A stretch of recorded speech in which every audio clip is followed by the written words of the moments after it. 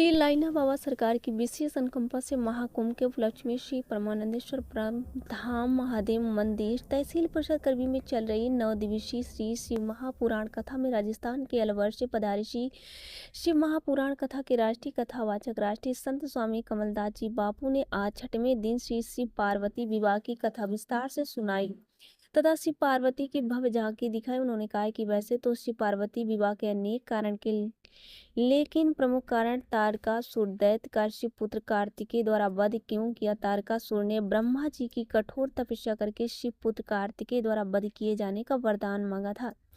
उन्होंने कहा कि एक बार समुद्री तूफान के बाद हजारों लाखों मछलियां किनारे पर रेत पर तड़प तड़प कर मर रही हैं। इस भयानक स्थिति को देखकर पास में रहने वाले एक 10 वर्ष के संवेदनशील बालक से अर्थात जो दूसरों का दुख समझता है एक महसूस करता रहा नहीं गया और वह एक एक करके मछली उठाकर समुद्र में वापस फेंकने लगा। ये देखकर उसकी माँ बोली, बेटा लाखों की संख्या में है तो कितनों की जान बचाएगा। यह सुनकर बच्चे ने अपने कर्म करने की गत को और बढ़ा दिया। माँ फिर बोली, बेटा रहने दे, कोई फर्क नहीं पड़ता है। बच्चा रोने लगा और एक मछली को समुद्र में फेंकते हुए जोर से बोला, माँ इसको तो फर्क पड़ता है। दूसरी मछली को उठाता और फिर बोलता, माँ इसको तो फर्क पड़ता है।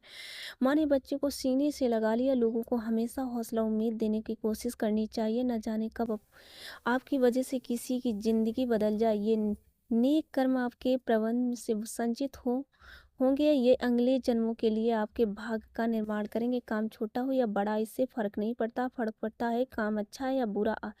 यही आपकी प्रवृत्तियों को दर्शाता। संवेदनशील होना ही आपकी दैविक सोच है जो आपको परलोक सिधारने पर देवलोक ले जाएगी। मनुष्य अपनी प्रवृत्तियों के अनुसार ही परलोक में लोक एवं योनियां प्राप्त करता है। यही शास्त्रों के ज्ञान के निष्कर्ष संवेदनशीलता एवं दैविक प्रवृत्ति है जो आपको देवलोक ले जाने में सक्षम है। मानव एवं बुद्धिमान प्राणी जीवन का सत्य आत्मिक कल्याण है, न कि भौतिक सुख।